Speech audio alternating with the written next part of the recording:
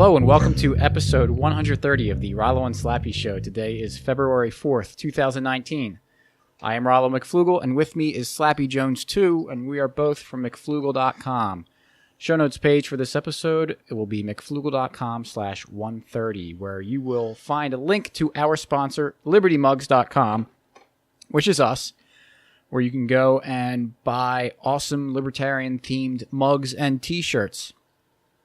So with that, I'm going to hand it over to Slappy, and he's going to introduce our kind of topics as well as our guest, who needs no introduction because no one actually cares about him. So, Slappy? Thanks, Rollo. Thanks, everyone, for listening. Today we're going to talk about the state of Virginia and some of their politicians and basketball game down there that was very high scoring. I think it was in Virginia. Maybe it was in North Carolina. Same difference. Yeah, and we have a guest on today, Car Campit. You may know him from the Friends Against Government podcast. Welcome back to the show, Car. Hey guys, thanks for having me. Yeah, you Warm still welcome as always. Thank you. You still doing that podcast? Yeah, occasionally we've been recording and grunting episodes up onto the website. Well, Okay. they recently had, it was a couple episodes ago, I think. You had a cryptid doctor on the show? We did. Professor Hoffmeister from the Hoffmeister Institute. Incredible mind. Incredible. Yeah, that was a great episode. You should go check it out. It was a good, you had him on for 20 minutes or so, 15, 20 minutes. Yeah, we had 20 or 30 minutes of his time. We got to pick his brain, and then he had to go. But we filled the rest of the episode with Jake from the Damn Woods. So it was great. lucky that very lucky that we were able to book both of them back to Both back. of them at the same time and have them come on. You timed that up pretty good. Yeah. Yeah, that's great. No, it was a great episode. It was a very interesting episode. Thank you. Herr Otto. All right, so thanks for listening. We'll catch you next week. Yeah. Now, well, there's been a lot going on in the news, I guess, as usual. But some weird things down in Virginia. And I guess the governor, I don't know, did the governor propose a bill, or was he just talking about a bill that was going to go through in the state down there about abortion? I guess I thought it was up till birth, but then he was on a radio show explaining it and said that after the child is born, if he's alive, we'll resuscitate the baby, keep the baby comfortable, and then have a discussion with the mother and the doctor. So it's pretty disturbing to me, and it's brought up a lot of conversation in libertarian circles for sure on abortion. But Rollo, any thoughts on this bill? Yeah, it's just unbelievable that we've talked about abortion before, I think, and Yeah. Slappy and I are against it, but at the same time, we don't want the state kind of trying to enforce anything at all, right? So. But this one's kind of weird because it's just like, well, I mean, it's just unfathomable that you could say like, oh yeah, I mean, abortion. I think it's a terrible thing, but I can understand that when the fetus is still in the womb, especially earlier on in the pregnancy, that there's not that emotional connection that you would see this is actually a child. It's easy enough for people to ignore that part and just not see it.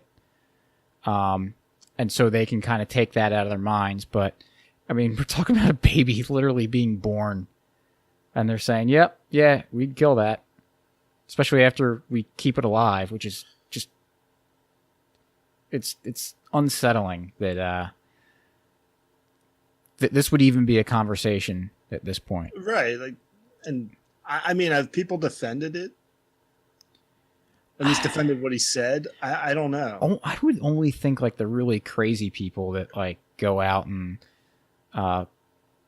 brag about their abortions and say how amazing abortion is. Still, which killing a baby is a different thing, man. Oh, I know, but I think those are the only people that. Yeah, I know. There's always pro-abortion people who say all the way up through third trimester or whatever, but I don't think they typically argue newborn babies. No, well, what's interesting too is that I think it was Donald Trump a little while ago tweeted out that the Democrats were going to allow abortion when babies were being born. And, you know, of course, all the leftists were saying, no, look at this guy. He's crazy. We would never do that. And it's like, man, every time. And it reminded me of when Obamacare was getting passed and Sarah Palin said that this bill has death panels in it. Right. And they said, "Oh, she's crazy. You would never do that." And then, of course, not long after that, we find out, oh, hey, yeah, there's government panels going to decide whether or not you can get treatment that's going to save your life. So at this point, I kind of feel like anytime an idiot Republican says something outlandish about a bill that the Democrats are making, that it's probably true. Yeah. Yeah. And by the way, there was somebody defending it on Tucker Carlson. I don't know if you saw that clip or heard that clip. So I saw that. I think I know it's Monica Klein, maybe. I don't know who the name was. I actually heard the clip on Dave Smith. So did I. Yeah. Now, But she wasn't really defending it. Yeah, that's where I was going to go next. Yeah. Because you really can't defend it. No, it was pretty. Yeah, I mean, it was maybe it was exactly what I should have expected, but yeah, I mean, it was just talking points, and there was no real defense. I mean, I have no awareness of this. Bro, what happened? Brutal. You got to go YouTube it after the show. Tucker Carlson, Monica Klein. So Tucker Carlson kind of runs through the scenario of what he actually played the clip of the governor, I believe. Did he not, Carr? I think he did. Yeah. Yeah, and then said, like, could you comment on that? And she said, like, the Republican Party wants to overturn Roe v. Wade, and men are trying to control women's bodies, and your party destroys families at the border. And, like, didn't even come close to addressing anything the governor said. And stuck to that. She was strong, sticking to those talking points. She even brought up the sexual predator Kavanaugh trying to overturn Roe v. Wade. Mm-hmm. Yeah, it was pretty incredible. Wow. It was, and I mean that's the kind of thing that I think that there's a lot of. I mean, there are libertarians that are on the other side of the abortion thing is probably y'all, and I would say me too. But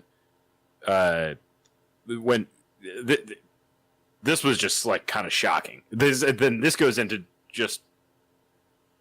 Whoa! Now you're getting into my territory here. That's that's aggression on an individual. Like what are you guys doing? And that it's scary how I would never in a million years have thought that this would be even a discussion within reason. And I was absolutely shocked. Well, there were a lot of people commenting on it, saying that because it was originally I think it was someone in the Virginia Congress was first defending the bill, and they were questioning her. Someone else. Yeah. And then the governor's thing. Well, she may have been the one who proposed. I don't know. The governor was probably talking about it on a radio show or something. And I remember reading people's when I first saw it, I was like, okay, whatever. This is who knows what's actually going on. I've had enough of these short clips that make something seem what it isn't. And then I saw a bunch of people, very respectable people, saying stuff like, yeah, I thought this was an exaggeration when I first heard about it. But then I finally watched the clip and I want to cry now because of how awful this is. Well, one thing I remembered this I just Googled it to bring it back up because I remember reading this at the time. It was back in 2012. This was an article in the Telegraph, UK Telegraph, which was it was some study done, I guess. Medical ethicists linked to Oxford University argue that killing babies is no different from abortion. And I remember seeing this because it was like big news in pro-life circles. Like, see, they're talking about killing babies, and my point was kind of like, yeah, no, that sounds correct to me. Like, if you're okay with killing the fetus, and you should be okay with killing the baby. I get the evictionism. We don't need to go into this. We've talked about it before. If anyone wants to talk to us about it, hit us up on Twitter. But I thought, yeah, no, that sounds right to me. Like, if you're willing to kill a fetus in the third trimester, then what's the difference if the baby was just born? And I even remember thinking at the time, like, it's a nice little exercise, but they would never actually propose that in government, would they? Yeah. Well, and here we are. Speaking of abortion and and just killing a baby. What was the thing with was it Ben Shapiro about aborting baby Hitler? What did he say? I saw headlines about that. I don't know that story. Carter, you know anything about that? No, I don't. I saw secondary stuff, but I never saw the actual original. Okay. I think what he said was that I guess he was at doing a pro-life thing. This was around the pro-life march, and he said that Like, would he not kill baby Hitler? I think he said he would not abort baby Hitler, and it Ben made Shapiro is anti-Semitic. yeah clearly. But it made me think about, because I didn't even know what it was. All I saw was people were tweeting and talking about aborting baby Hitler. And, I mean, that seems like a slam dunk to people to say, yeah, Hitler was terrible. But, okay, I mean, would you kill baby Hitler? And if yes, would you kill toddler Hitler? And if yes, would you kill adolescent Hitler? If yes, would you kill teenage Hitler? I mean, it's all functionally the same. But where do you draw the line? I think it just goes to show that talking about I don't know. I didn't see the clip, so I don't want to put words in Ben Shapiro's mouth, even if they are good, because I don't know what he was saying. But the idea is that you don't abort baby Hitler because there's other interventions you could do that don't involve murdering before he turns bad. And also, what bugs me about that conversation is that it's so ignorant of how the world works that you think that changing this one little that was the Hitler, just this one guy. He's in a vacuum. Like, if he wasn't there, then everything would have been great. The bigger question should be, would you murder Woodrow Wilson? Because he was more responsible for creating the conditions that led to the rise of Nazi Germany following World War I.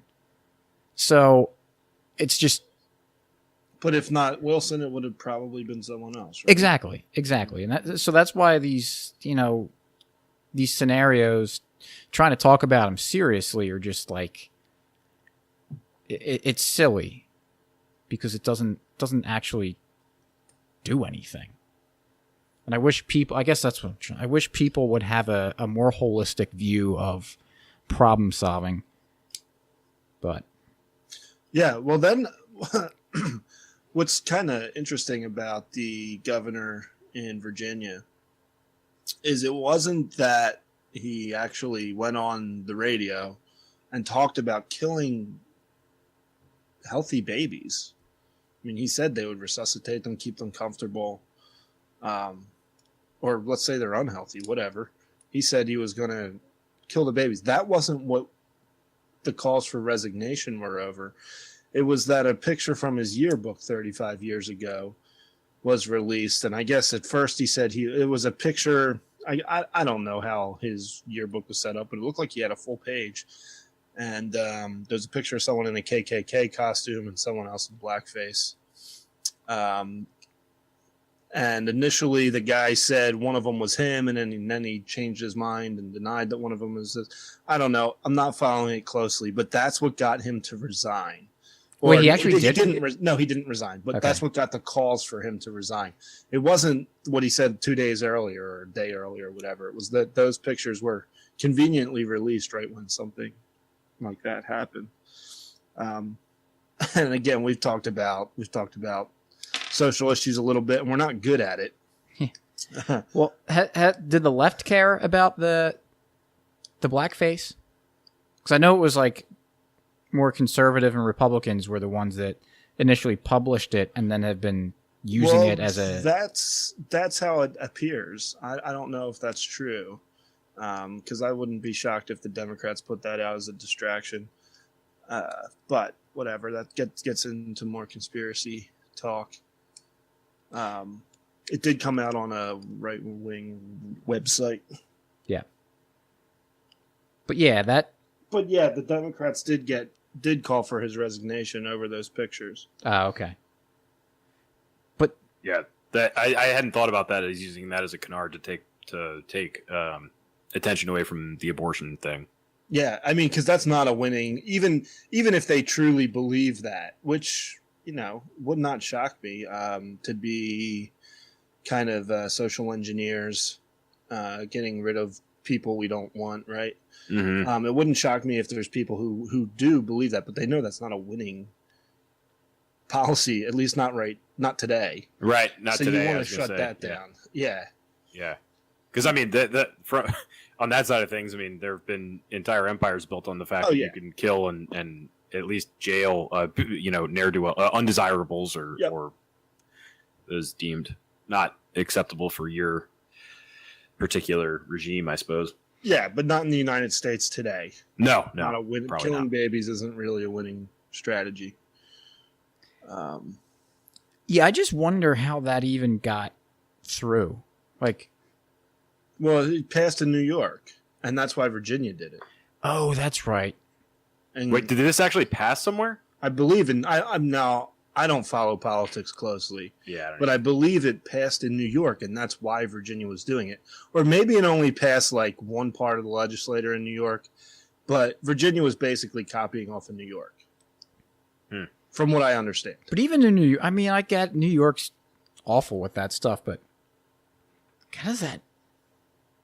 Like, who's sitting there unless it's one of those things where they're just such evil people that they just don't even care that it was just part of, it's all the pork barrel stuff that goes in bills, and I know this isn't a pork barrel thing, but just like little things that get written in that they're just like, well, whatever, I don't really care enough about that issue. There's this other stuff that I want in this bill that's getting passed. I don't know, but that's how stupid stuff normally gets in. But this goes way above and beyond. But one thing I will say, which I don't know, because like I just said, I don't really follow politics, and I didn't read the bill or any part of the bill. But Dave Smith mentioned on his show that it's supposed to be done. I think the New York bill is supposed to be done only when the mother's health, whether it be physical or mental, is affected.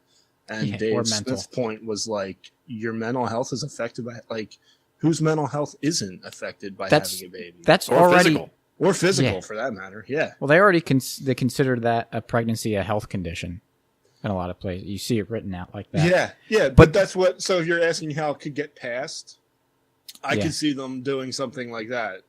Well, the danger of the mother, her mental health is going to be affected. That actually makes sense because my brother's actually done a lot of research into a lot of abortion legislation and going in and really digging and seeing what's going on, especially on the federal level. And that is one thing that they do all the time to sneak abortion legislation in that seems innocuous, is that they say it's dependent on the mental health of the woman, which someone casually reading that would be like, okay, the mom to go crazy. Yeah, but that literally means anything. Right. That you can get any doctor to say, well, she's going to have mental issues, and it's just so open-ended that that's what allows basically this, running wild with doing whatever abortions they want and opening the floodgates for it. So right. It's one of those things where you initially hear that and it's like, no, they're putting in this language so they can just do whatever they want, and you're being crazy. Well, here you have it. And the other thing I wanted to say too about the blackface thing, you know how little I care about that? Yeah, none.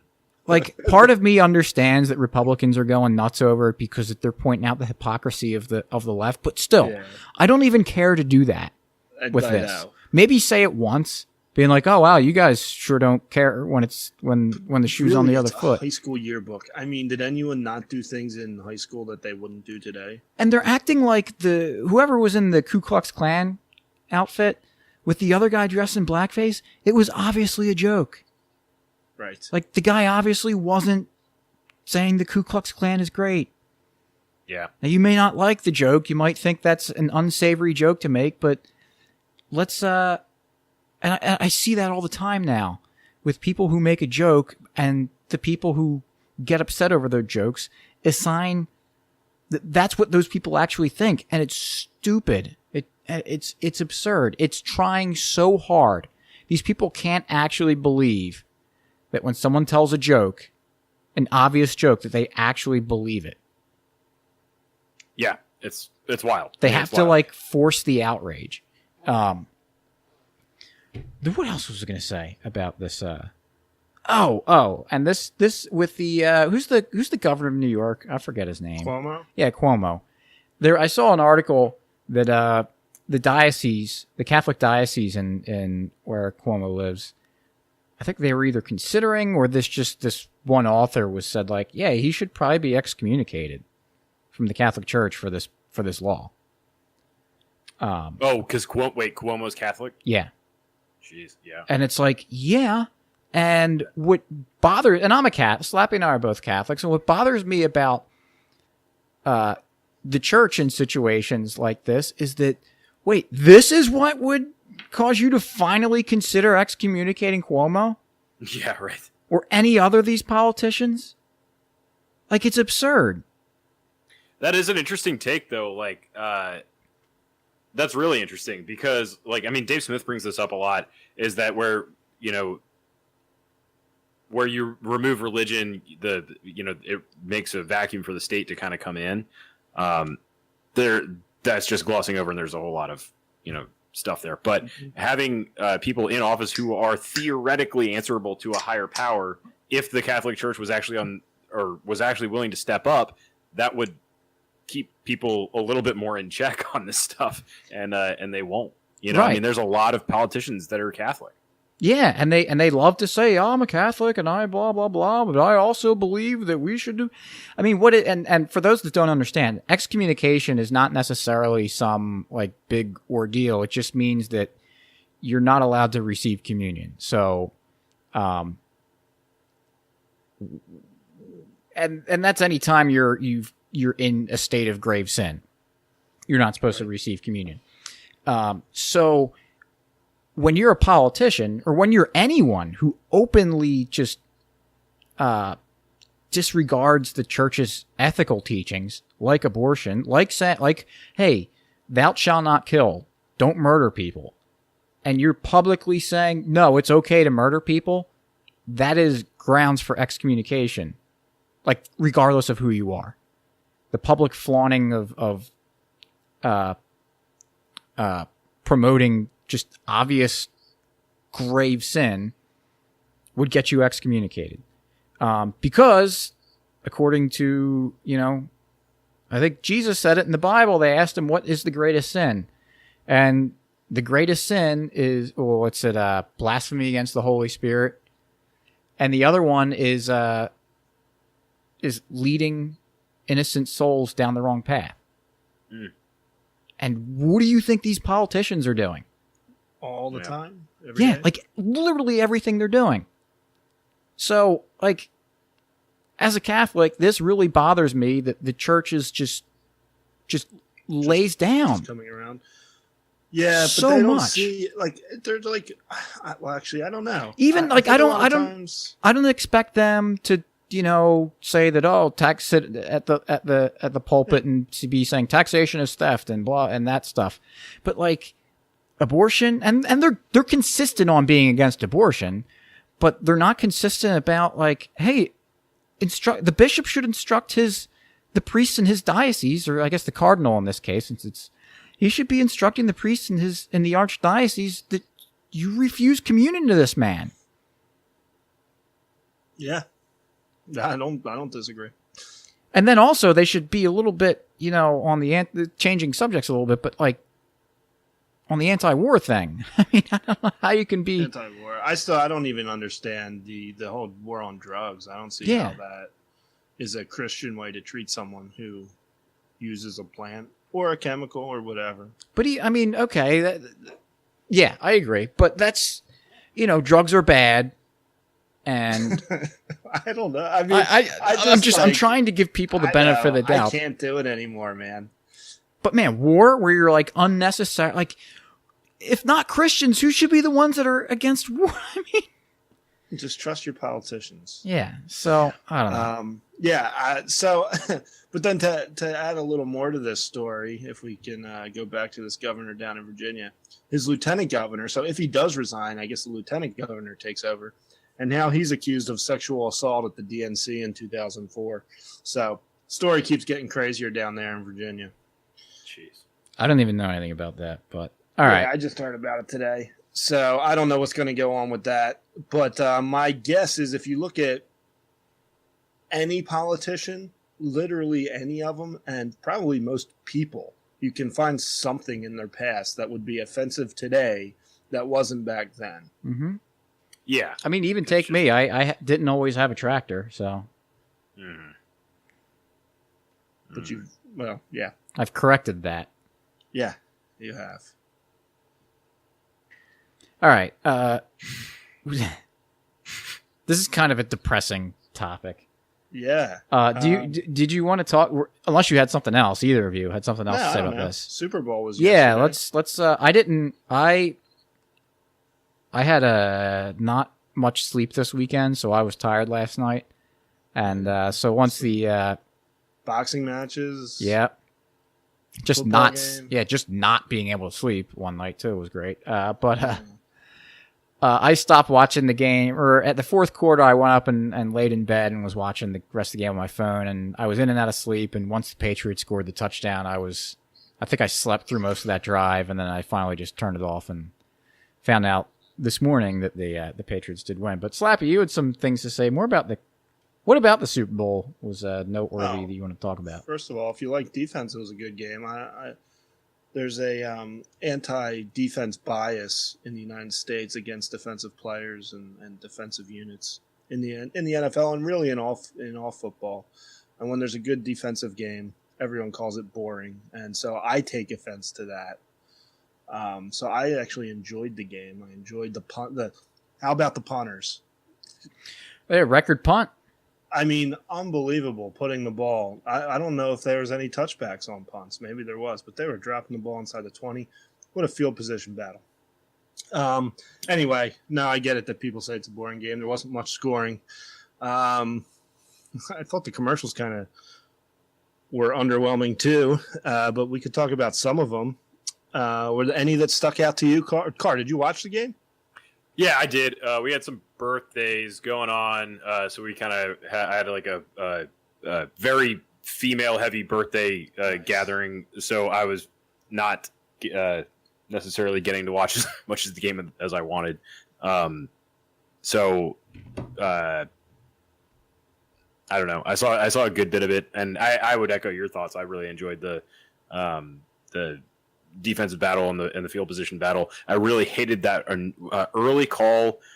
I don't remember if they called it targeting or what the deal was on the Rams DN. Oh, that was horrible. Yeah. Man, what a great defensive play. And I mean, hard hit. And I He broke up just hated that call. They're saying that was a shame. the explanation was, you need to wait for him to make it. No, there's which is no just way to so do insane. I mean, So you got to get to your target, and then you stand there and like make sure that he has the ball secure, and then You're not allowed to break the pass up. yeah, it's crazy. It's crazy. Well, yeah, I mean, we could actually go into my one commercial point that really stuck out to me. I had one. I think I tweeted about it. Oh, I don't know. I didn't see your tweet. Oh, I'm sure it's the same one. Maybe.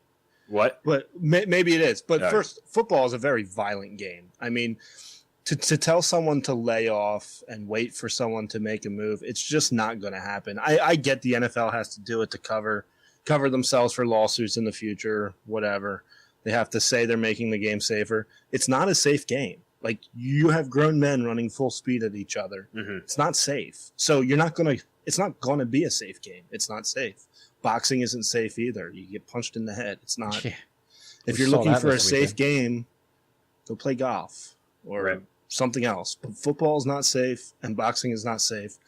And the reality is everyone who plays the game knows that. Mm-hmm. So kind of brings me to the one thing I think I get it that we live in this like world today with whatever the culture is, but CBS had a commercial about girl power, showing girls playing football literally with grown men. I get it. I'm not fighting what the analogy is. Like, if you put monsters out there, I wouldn't be upset that they're playing against monsters. But Toyota also had an ad about this girl who was the first to play in the NFL. It's like a dream kind of thing that, if you just give girls encouragement, they get stronger. Good messages for sure. Like, I think one of the lines was when girls face challenges, they'll become stronger. Or when girls get to play, they'll learn how to win.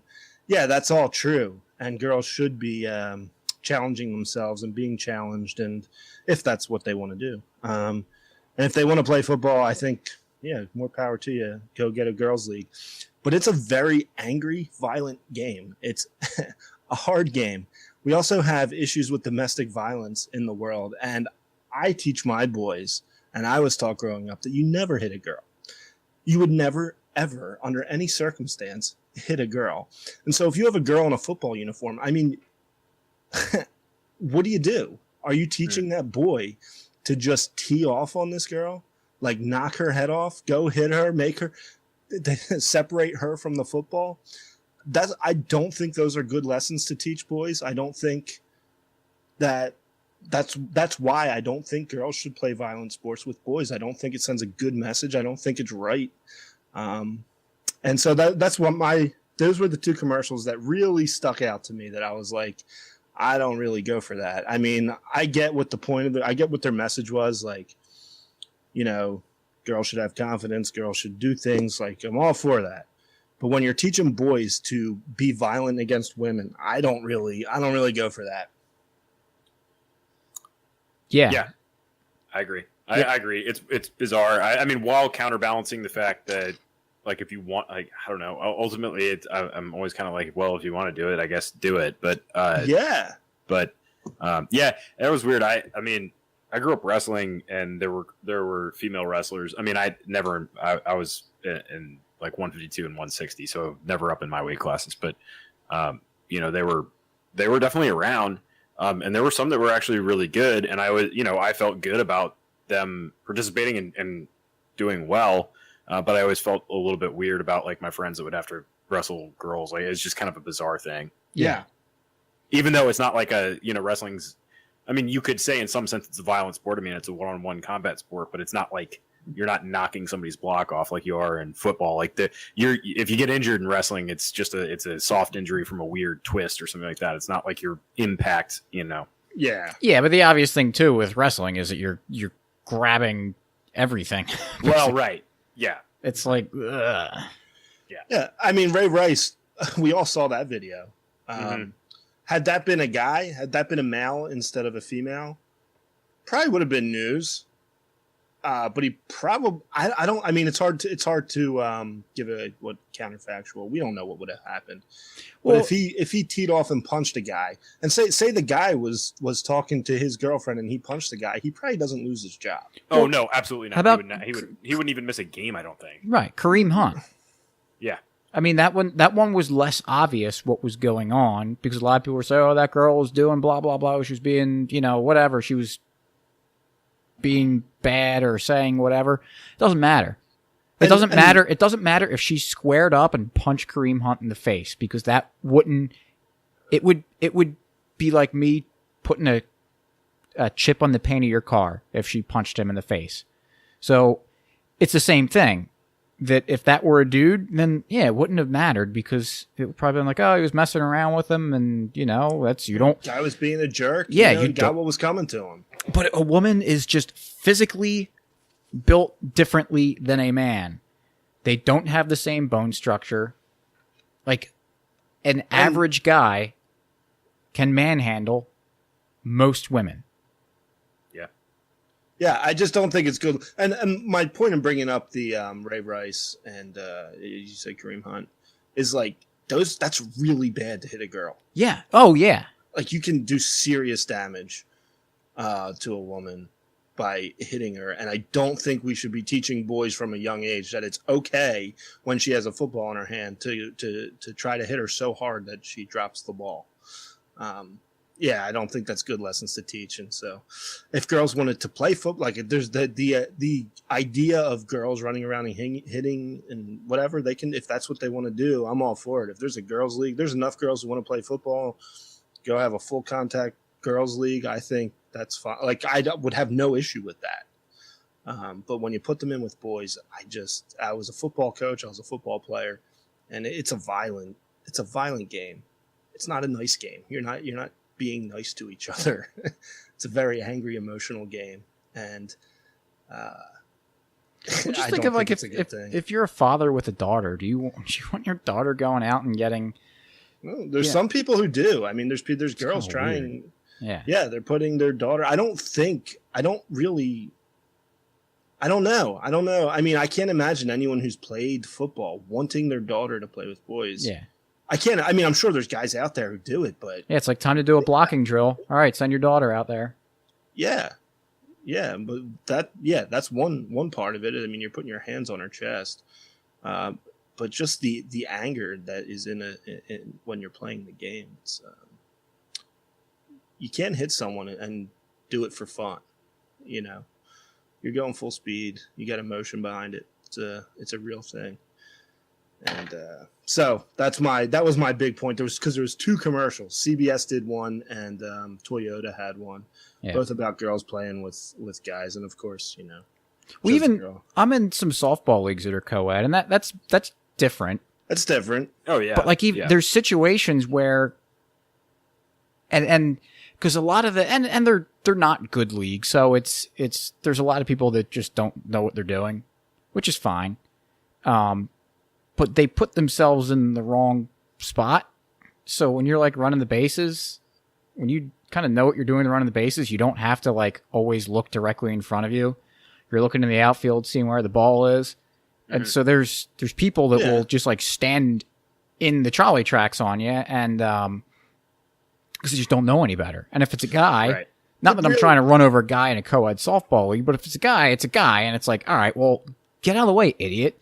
With the well, I've difference almost I see there, Rallo, is like I don't think. I mean, I played in a basketball league, which was a pretty good league, and there was some pretty good girls who played.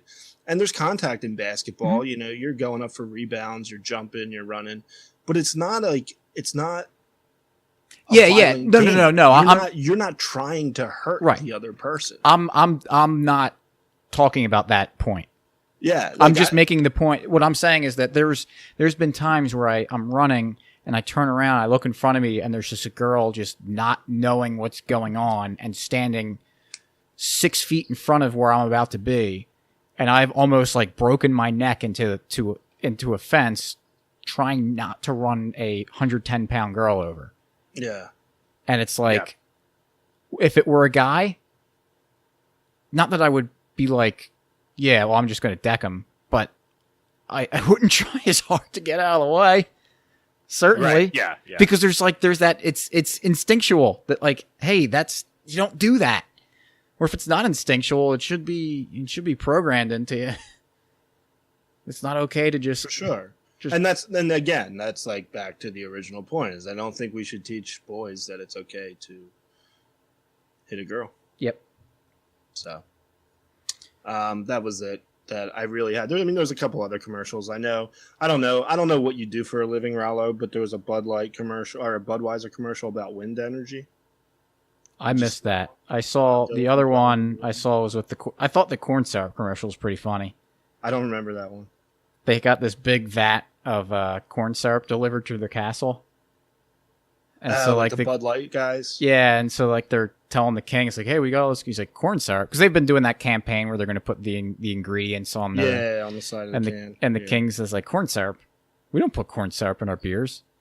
And he says like, oh, that must be at the Miller Lite Castle. Oh. So they wheeled over to the Miller Lite Castle, and they go, we think we got your corn syrup by mistake. And the king goes, oh no, that's not ours, because we got our big shipment in this morning. And there's like, oh, it must be the, what's the other? Oh, it must be the Coors Light beer for that. So they go over to the Coors Light Castle, and they say like, yeah, it's kind of, that's ours or something. And then at the end, as the commercial's ending, it goes, to be clear, we put corn syrup in our beer. So it's just... And then Miller Lite actually came back tweeting this morning being like, well, ours still has more taste and less calories than yours, so screw that. Yeah, fucking roasted. We'll take our corn syrup. Right. But it was just, like, I don't care. Like, I'm not drinking light beers anyway like that, but I just thought it was a funny commercial. Pretty clever. So I like goofy, funny commercials like that. I have a commercial I want to talk about, but Car, did you have one? I had, and it may be the same one that you want to talk about, but the Washington Post, Democracy Dies in Darkness. No, I have That something was else. one on my list, actually. So, Carr, tell us about that one. I don't think I saw that one. I should That was have a good gone one. back and actually like watched it before this episode. I didn't know. And I should have anticipated we would talk Yeah, about well- the Super Bowl, but Man, I wish you prepared better. yeah, I know. Yeah, it was like I think it was like this dramatic. I think it was for the Washington Post. This, It was, like, yeah. just like dramatic commercial, showing like, or I don't know, wanting like participation in government and blah blah blah, and then it like goes black and it just says "Democracy dies in darkness" or something like that. And it was just like I was like looking around the room again. I was like, with a bunch of girls, so like they were paying attention to a birthday, and I was the only one watching TV really, and I'm like looking around like, what the fuck is this? None of them are libertarians. I'm just like Right. looking for somebody to freak out with. Yeah, I watched that in silence as well. Huh. They're talking about journalism and how journalists are under attack, and basically telling us how great the journalists are. I love all these journalists, these blue check marks on Twitter complaining about, like, especially after the Covington High School thing, complaining about how they're getting treated, and it's like it's you just want to laugh in their faces because it's like, man, you are so high up on an ivory tower and so out of touch that you just like. You people are the worst. There's some good ones out there, of course, but man, so many of you are just brutal. What is, speaking of journalists getting upset, the learn to code thing? Like, Yeah, I don't know what that's about. I don't know I know who's, people are upset about it because I guess a journalist got fired, so people would say like learn to code. yeah. And now that's like, Oh well, that all stemmed from the BuzzFeed thing, right? I don't know. Maybe. What was the Right? BuzzFeed thing? Oh, from the Trump thing or whatever. Didn't they like completely botch something and everybody called them out? And, Mhm. they were like faking. I don't even. God, I don't pay attention to the news. Yeah, they screwed something up about Donald Trump and someone under investigation or something. Well, I think they outright got caught fabricating stuff. Oh, really? I think that was the deal. Like they basically got caught really, really, really fucking up some journalistic ethics, and I guess a bunch of them got laid off or Okay. something, and Well, and then people were telling It's them. funny that's less forgivable than making up that there's weapons of mass destruction in Iraq. Yeah, and right. having a I mean, war. yeah. A never-ending war over it. But yeah, okay. So people said they'll learn to code. That's funny. But it is true. I am learning to code right now, and it actually has made it's made me view the world a little bit differently, and not dramatically, but like there's software is all around us, Yeah. and it's kind of neat to be able to be like, I don't know how to do that specifically, but I can picture in my head kind of loosely how that works, and it's neat. Neat to be able to think that. Yeah, I mean, there's a lot of productive jobs out there, and there's a lot of unproductive jobs out there, and eventually the market will inform actors as to whether they are necessary or unnecessary. And right now, it does appear that there are an unnecessary number of phony propagandists. Yes. Well, especially the government just does their job for them. So why do they Yeah, actually right. need so many of them? Yeah, so. So I had a commercial, but it's not so much the commercial that I want to talk about. It was someone's Backstreet reaction. Boys. They're back, all right? Yeah, they were Are in the they? Doritos commercials. Is that what you're talking about? No, I didn't even see that. Man, Ah. I must have just like I'm pretty zoned pumped out for during BSB. every commercial because I missed so many of these. But I didn't even actually see this one. I saw it today that people were upset about it. Vegans were upset about it. But it was the Hyundai commercial. Did you see that? The elevator. Yeah. Yeah, I went and No. watched that this morning, and I thought it was... Car, did you see that one? No, I don't think so. Okay, so these people go to this elevator. It was Michael Bateman, right? Was the Yeah. elevator attendant? And Yep. they say like, "Oh, hey, we're here to buy a car." And he goes, "Oh, man, you're all the way on the bottom floor, near the bottom. So they go down all the way down to the bottom floor, and it's like I forget what the thing lit up to say was the very bottom floor, but it was something like really miserable. And they go to the next one, and it says like jury duty, and it opens up, and they like push the girl out, and she's has to sit there. There was I forget. Now I forget most. That one, actually, just to throw this in, which I get it's a joke, but they were like, remember, Jason or whatever his name is, says, innocent until proven. Innocent until proven guilty. And then they see the defendant and they go, oh, he's guilty. We all know it. Yeah.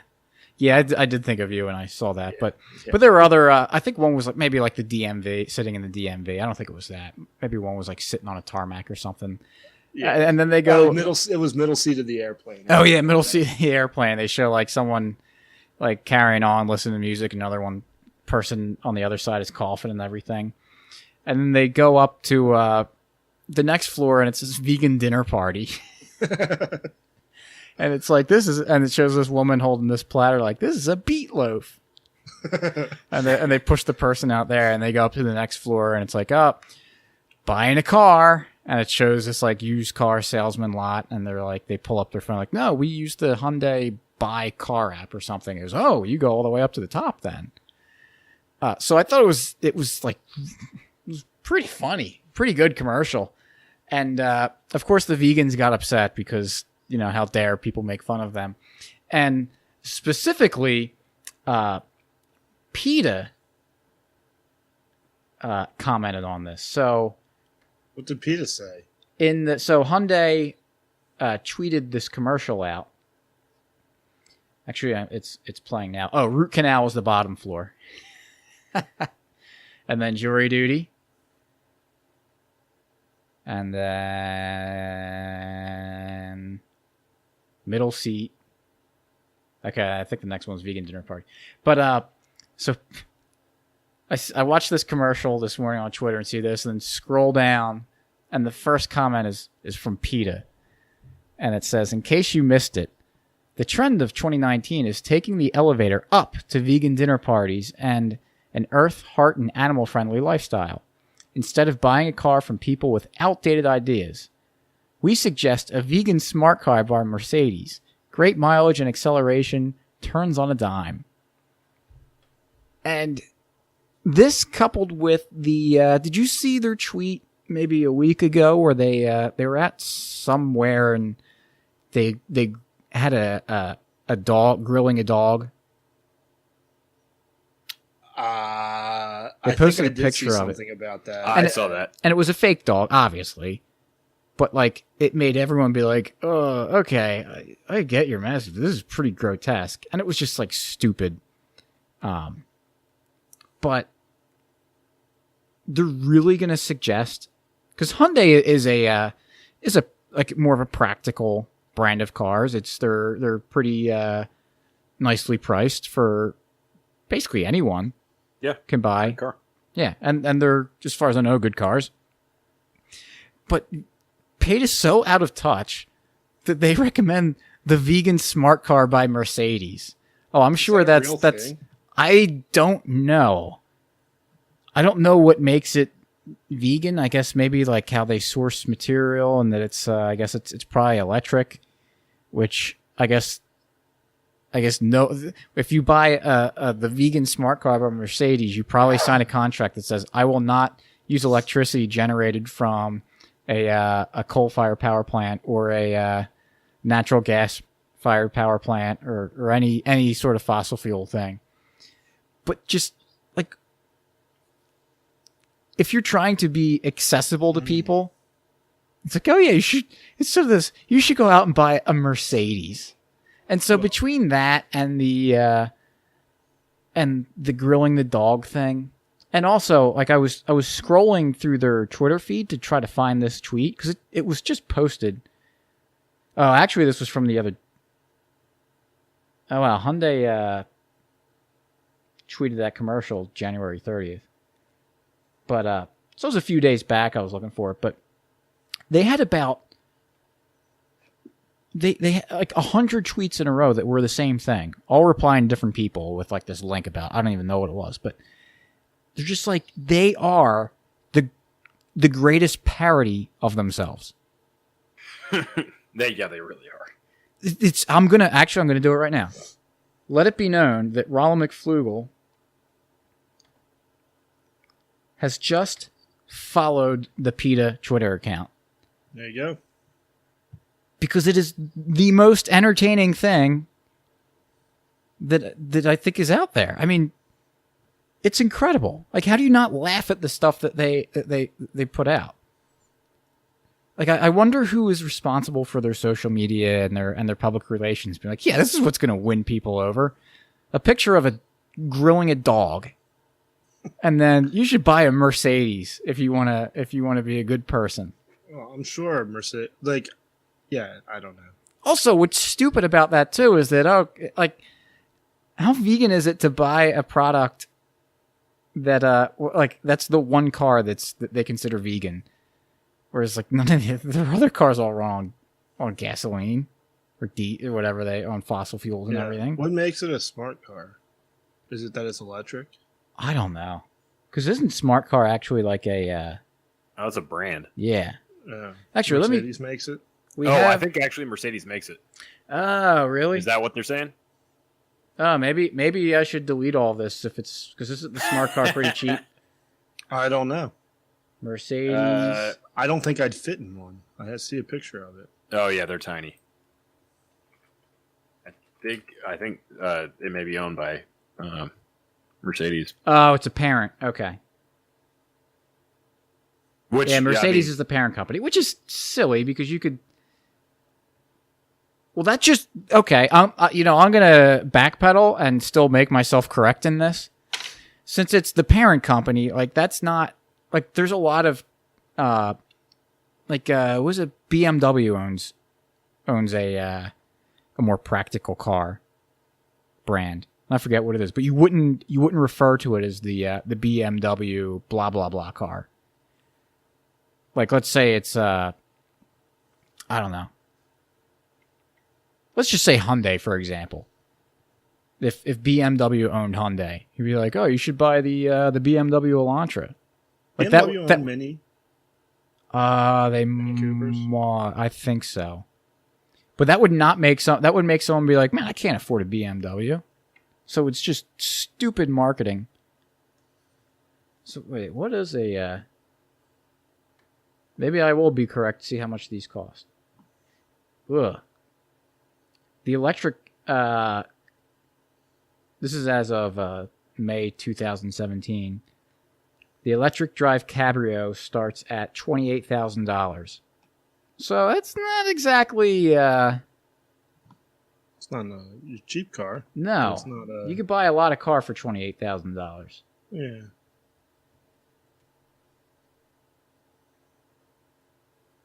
Oh, okay. I'm clicking on. I'm going on PETA's website right now. Update: you can get a leather-free Mercedes worldwide. I thought It's 100% leather-free. The Smart 42 is 100% leather-free. is that Mercedes only leather-free car? I don't know.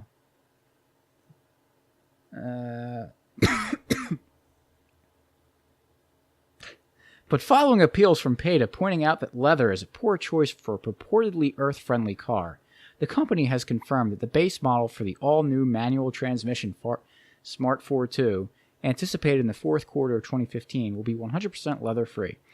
So that's what they're basing whether or not the car is vegan on? It's vegan. Whether whether or not there's vegan leather? means it doesn't use animal products, right? I guess. I would not. Ugh. I trust PETA to know what vegan is. Yeah. But I wouldn't think. Ugh. But I wouldn't want to. There's a lot that goes into meatloaf. There's a lot that goes into the manufacturing of a car. To say that because it doesn't use leather products that we consider it vegan is maybe that's a little bit much. That's a little bit of a stretch. But hey, that's why I love PETA so much, because they don't care about whether or not what they're saying is going to be a stretch. Have we considered the fact that they're controlled opposition? We should. I mean, they're just so extreme. You gotta Go wonder. off Like, the wall. It could be, but like if there was a group that extreme on the right side, I would immediately be thinking it. I just don't often think about it on the left because the right doesn't seem like the right is nearly as competent at pulling that shit off. yeah. Well, the right also just isn't good at being lunatics as much. Yeah. They're like, it's funny that they're like they're way too apologetic. Well, when they try to Ironically. be lunatics, it doesn't go well. No. Because they can't, anytime anyone like gets in their face about it, they all back off. Yeah. Right. Crazy leftists are the opposite. Mm-hmm. They don't care.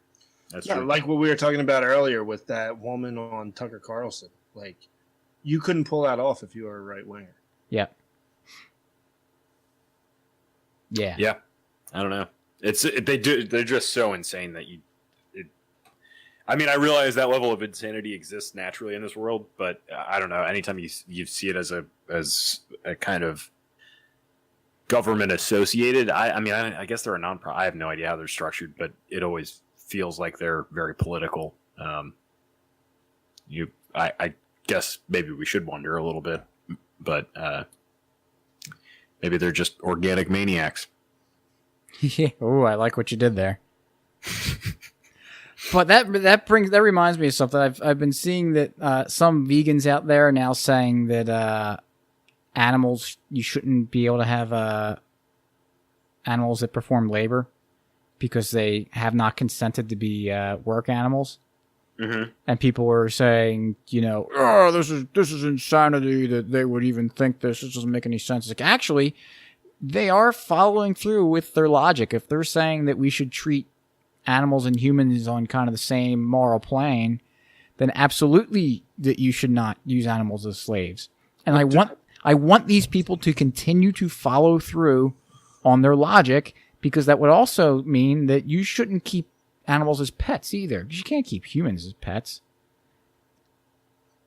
And also, you should intervene when a wolf is chasing after a rabbit or something. You should intervene and prevent that wolf from getting that rabbit, because if you see a human trying to kill another human, you would intervene for that.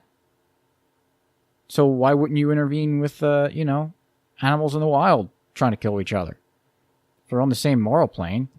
I mean, let's take this stuff to its logical conclusion. Go for it. And get as crazy as you can possibly be, because that's one of the things is, and to bring this back in the to what we were talking about in the beginning with the abortion thing, a lot of this stuff doesn't just happen out of nowhere. That all of a sudden we're going to go from 0 to 100. It's how do you boil a frog alive? Whatever. What's that saying? Yeah. How you boil a frog? Incrementally Yes, very slowly. Yep.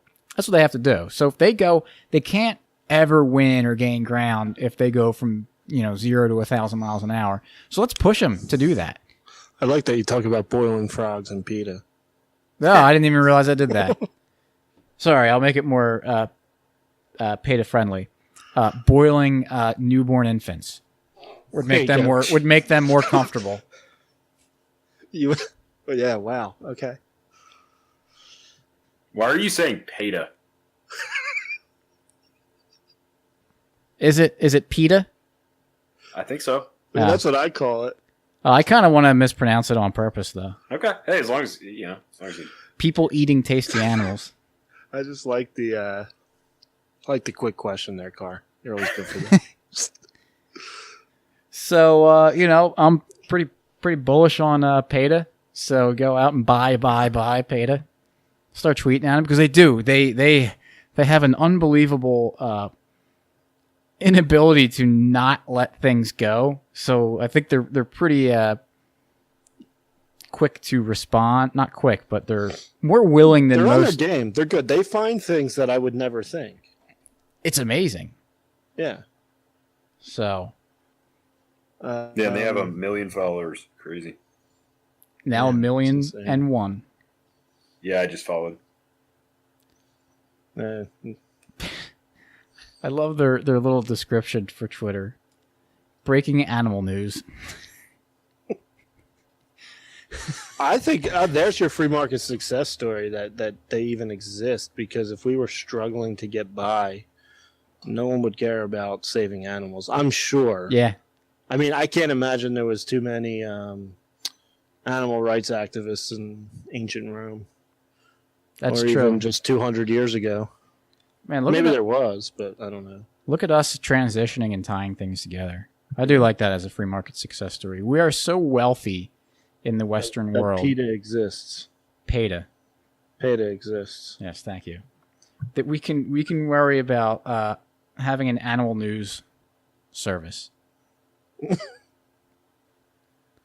true. So, man, thank you, capitalism. Thank you, all the meat-filled capitalists that have. Because I wonder if they would acknowledge. They wouldn't acknowledge. We did, and that was a very good. It was a while ago. Yeah. That was a good episode. Yeah, It was a good discussion. Jordan Maranovich. Yeah. Yeah, that was like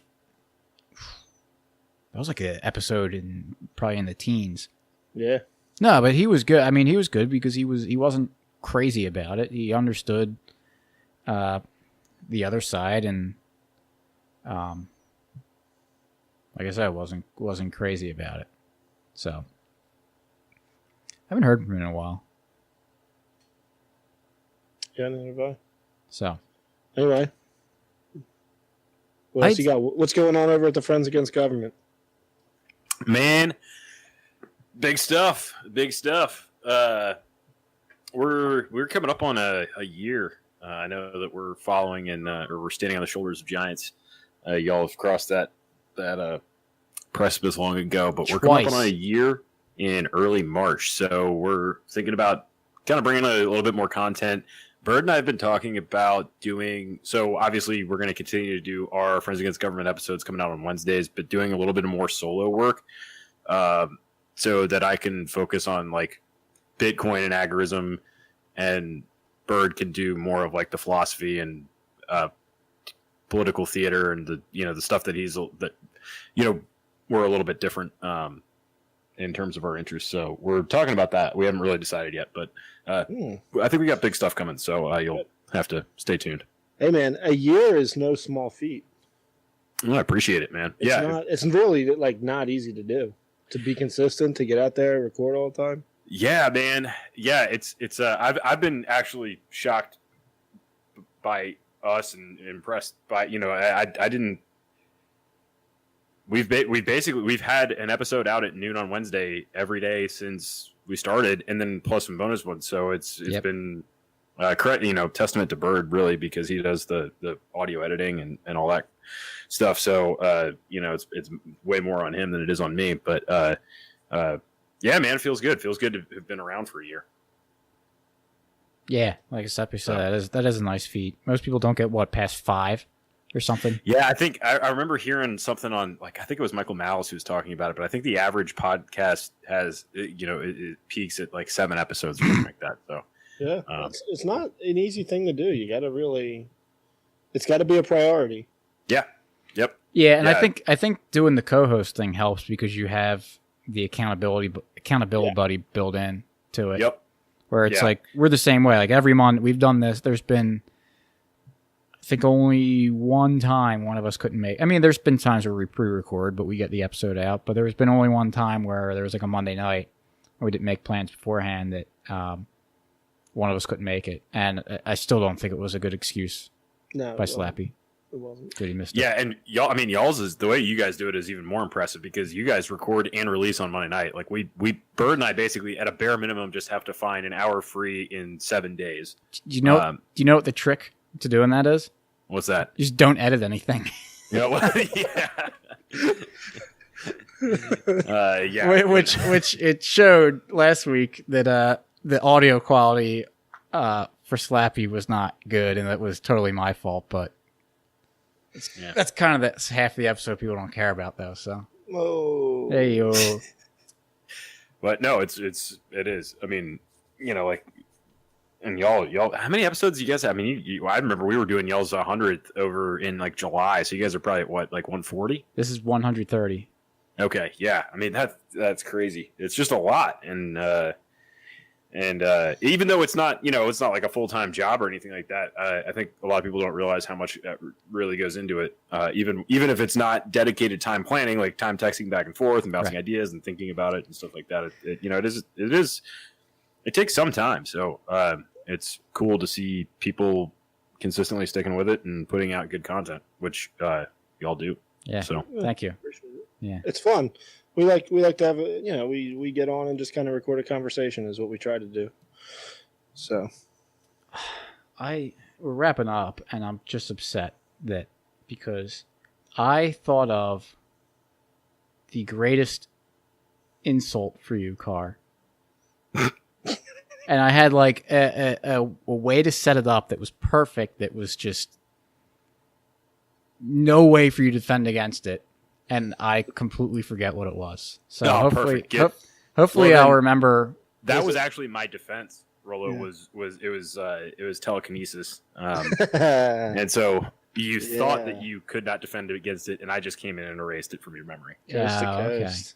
Yeah, that was all. That was my childhood listening to Coast to Coast came in handy for this one moment. I was so it's disappointing. I was so excited about it too because it was perfect.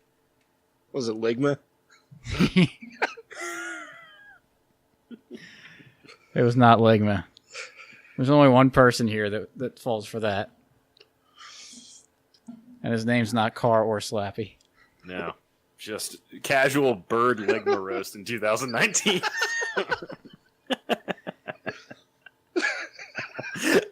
I took that one on the chin. Yeah. That was a tough scene. Oh shit, that's good. That's good stuff. Yeah. All right. I forget everything I wanted to say. I got my 2 insults in the beginning. I remember those. Yeah, couple jabs, yeah. But I had those 2 jabs and then just They land softly, though. Yeah, but they were setups because I had the straight right cross just It was coming at me. yeah. But you missed. No, You I never didn't miss. threw I it. just forgot You it. never Just threw it. never You threw just- it. I forgot how to punch with my right hand. There you go. All right. Well, show notes page again is mcfluga.com/130. We'll link to Carr, where to find Carr. Yeah, Carr, tell people where to find you. You can find our podcast, me and Bird. His handle's Bird Archist on Twitter. We do the Friends Against Government podcast.